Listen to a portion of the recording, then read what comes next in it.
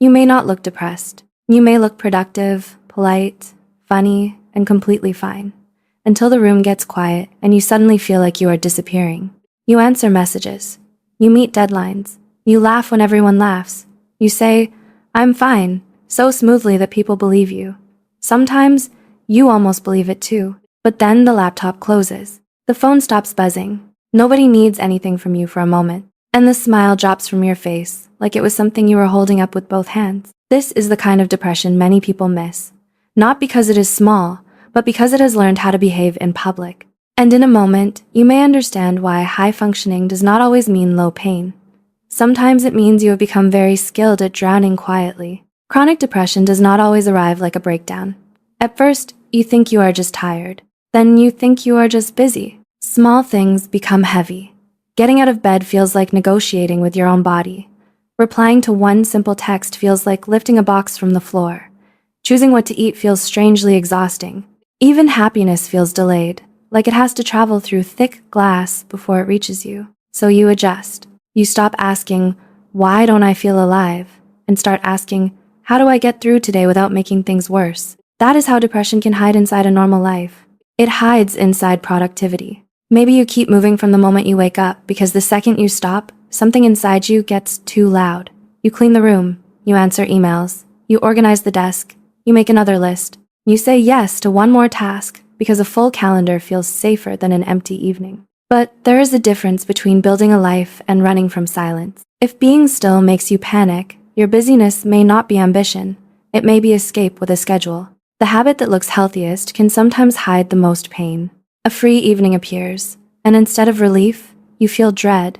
You sit down, turn on a show, pick up your phone, scroll, pause, scroll again, but the quiet keeps pressing against your chest. You are not bored, you are exposed. Because when there is no task in front of you, there is nothing between you and the feeling you have been avoiding. So, you stay busy.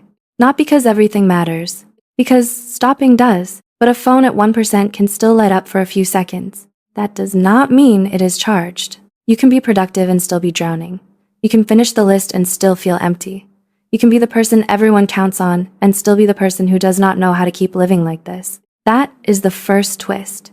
Depression does not always stop your life. Sometimes it teaches you how to perform your life while feeling absent from it. It also hides inside the sentence, "I'm fine." Not the polite version you say to a cashier. The automatic version. The one that comes out before your feelings have time to tell the truth. Someone asks, "How are you?" And your mouth answers for you. "I'm fine." But the real answer is harder. "I am tired, in a way sleep does not fix. I feel far away from myself. I keep doing everything I am supposed to do, but I do not feel here. I do not know how to explain a sadness that has no clear beginning." So you choose the answer that creates the least trouble. "I'm fine." And the dangerous part is that after a while, you may not know whether you are protecting other people from your pain or protecting yourself from being misunderstood. There is one question that can expose the whole mask. When you say, "I'm fine," do you feel peaceful or do you feel hidden? Because being fine and being hidden can look almost identical from the outside. You may still show up. You may still make jokes. You may still remember birthdays and tell everyone else to take care of themselves. But the performance is expensive. Every smile has a cost. Every no worries costs something.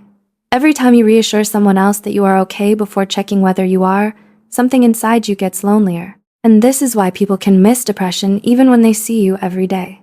They see the version of you that can still function. They do not see the version of you that sits in silence afterward, unsure what to do with the weight. Another place depression hides is sleep. Escape sleep, the kind where you lie down because being awake feels too heavy, the kind where you want to skip the next few hours, the kind where your bed becomes less like a place to recharge and more like a temporary exit. But sometimes what you mean is, "I need to disappear for a little while without anyone calling it disappearing."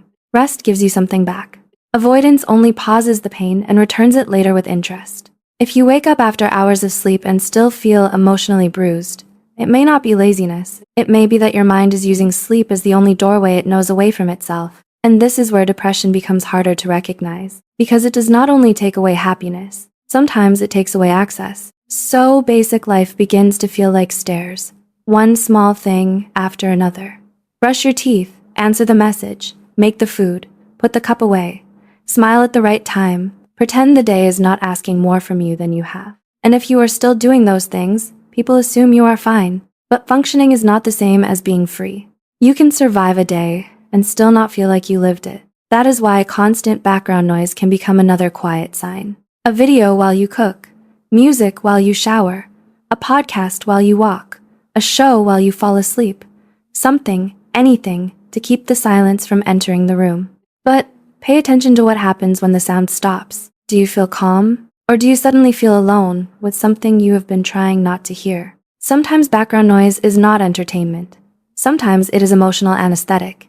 It fills the space so your thoughts cannot take up the whole room. But survival is not the same as peace. There's a kind of exhaustion that comes from never letting your inner world speak. You can cover it with music, work, jokes, errands, helping, scrolling, and sleep. But the feeling does not vanish. It waits. And the longer it waits, the harder it becomes to name. This is why another normal habit appears, not knowing what you want. Someone asks what you want for dinner, and your mind goes blank. Someone asks what movie you want to watch, and the question feels strangely irritating. You stand in front of the fridge with the door open, cold air on your face, unable to choose anything. Not because dinner matters that much, because your mind is already tired from surviving the day. Decision fatigue is not always a personality flaw. Sometimes it is the sound of a brain that has spent most of its energy trying to appear okay. When you are already carrying invisible weight, every small choice asks for energy you do not have. So you choose nothing. But here is the part people miss. Depression does not always remove your life. Sometimes it removes your sense of participation in your life. You are present, but not fully there. You are moving, but not really choosing. You are existing on automatic. A full calendar can still hide an empty person. And that emptiness can make you become the fixer. You become the one who listens to everyone. The one who gives careful advice. The one who checks on people before they even ask. The one who notices when someone else's voice changes. The one who can explain everybody's pain except your own. At first, it looks like kindness. And maybe part of it is, but sometimes helping everyone else is easier than sitting alone with yourself. Someone else's problem has shape. It has details. It gives you a role. It lets you feel useful.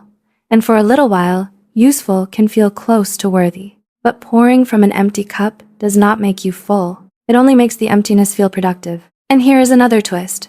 Sometimes you are not avoiding people.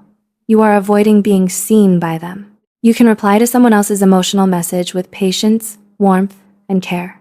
Then, later that night, you can stare at your own phone, unable to send one honest sentence. You tell everyone, you deserve support. But when you need support, shame speaks first. You think, I should be able to handle this. It is not that bad. Other people have worse problems. I do not want to be a burden. I do not even know what I would say. That is one of the cruelest parts of chronic depression. It can make compassion flow outward while blocking it from coming back in. So, you become kind to everyone except yourself. You forgive everyone's exhaustion except your own. You understand everyone's silence except your own. You make room for everyone's bad days except your own.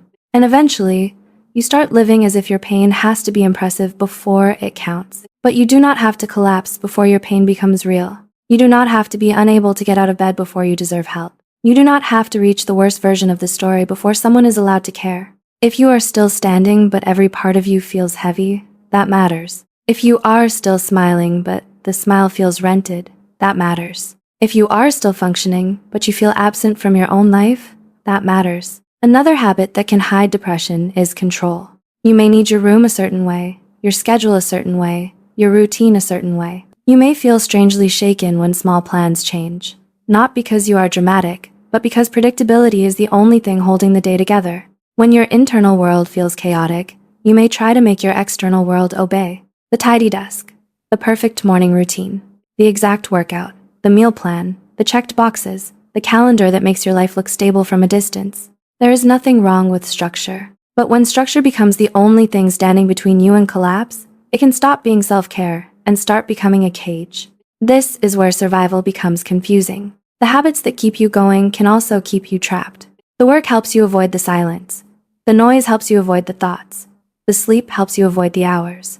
The helping helps you avoid your own needs. The control helps you avoid the feeling that everything inside is slipping. None of this means you are broken. It means your mind has been trying to protect you. But protection can become a prison when the danger has become your everyday life. So this video is not here to diagnose you. It is not here to tell you every tired day means depression. And it is not here to frighten you into believing something is wrong with you. It is here to ask a softer question. Are you actually okay? Or have you become very good at continuing? That question can hurt. Because if the answer is, I am not okay, something may have to change. You may have to stop calling the weight normal. You may have to admit that the version of you everyone sees is not the whole truth. You may have to ask for support before you feel bad enough to deserve it. But asking early is not weakness. It is wisdom. You are allowed to seek help while you can still function. You are allowed to talk to a therapist, doctor, counselor, or trusted person before everything falls apart. You are allowed to say, I do not know exactly what is wrong, but I do not feel like myself. You are allowed to take your pain seriously even when you cannot explain it perfectly. And if that feels too big, start smaller. Tonight, when you say, I'm fine, pause for 1 second and ask, what am I really feeling? When you reach for noise, ask, am I choosing comfort or avoiding silence? When you fill your schedule, ask, am I building something or running from something? When you feel guilty for resting, ask, who taught me I have to be useful to be allowed to exist? When you smile automatically, ask, is this joy or is this protection? These questions will not fix everything in one night, but they can begin to interrupt the performance. Sometimes, naming the weight is the first moment it stops owning the whole room. You do not have to solve your whole life tonight. You only have to stop lying to pain.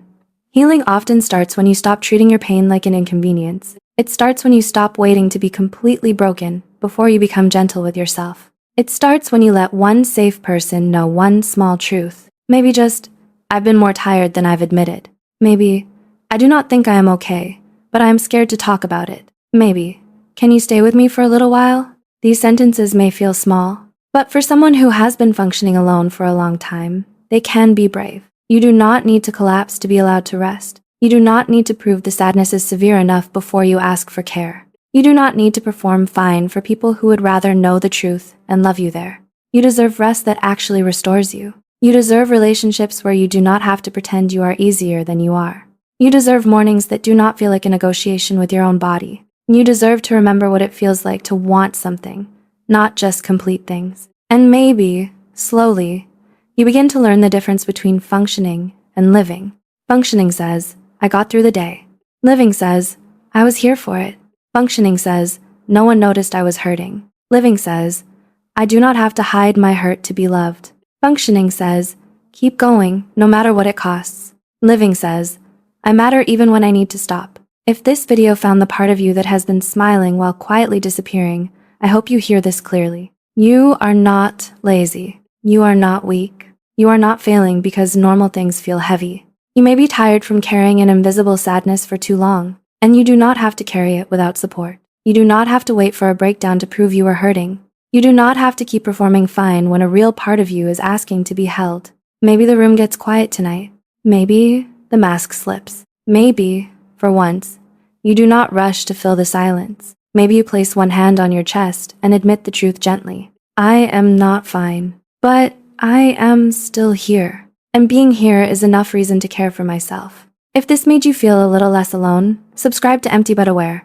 This is where we turn the feelings you were never taught how to name into soft psychology stories that help you feel seen.